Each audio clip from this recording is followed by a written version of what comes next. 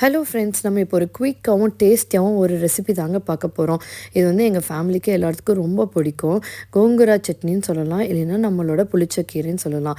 அதுக்கு ஒரு 1½ ஸ்பூனுக்கு வந்து வர கொத்தமல்லி எடுத்துக்கணுங்க. அதில் பாதி வந்து சீரகம் எடுத்தால் போதும்.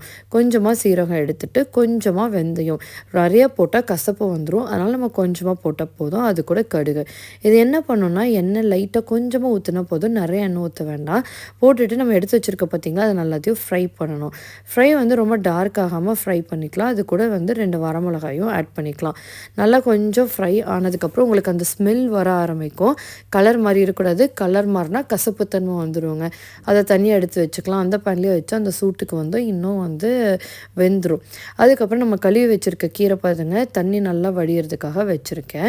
அது வடித்ததுக்கப்புறம் என்ன பண்ணணும்னா, அதையுமே கொஞ்சம் எண்ணெய் இருக்குல்ல, அந்த பேன்லேயே நம்ம எடுத்து வச்சுருந்த பேன்லேயே எண்ணெய் இருக்கும், அது கூட நான் கொஞ்சம் எண்ணெய் ஊற்றிட்டு இந்த வந்து கீரையை போட்டு வச்சிடணுங்க. அப்படியே மூடி மூடி வச்சு எடுத்தோன்னா நல்லா கலர் மாதிரி சுண்டிடும், உங்களுக்கு பார்த்தாலே தெரியும். ஃபஸ்ட்டு நம்ம வறுத்து வச்சுருக்க பாருங்கள், அது ஒரு 2-3 பல்ஸ் போட்டு எடுத்துடலாம்.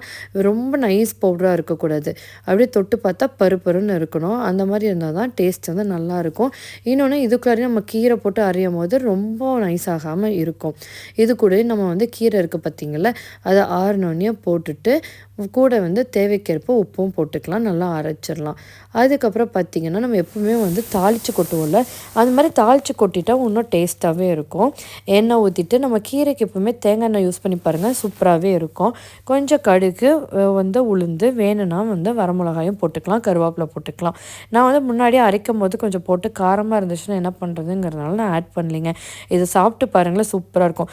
சாப்பிட்ற டைமில் அதுவும் சின்ன வெங்காயத்தை பொடி பொடியாக கட் பண்ணி அது கூட மிக்ஸ் பண்ணி சாப்பிட்டு பாருங்கள், ரொம்ப டேஸ்ட்டாக இருக்குங்க. இதை கண்டிப்பாக ட்ரை பண்ணுங்கள். தேங்க்யூ.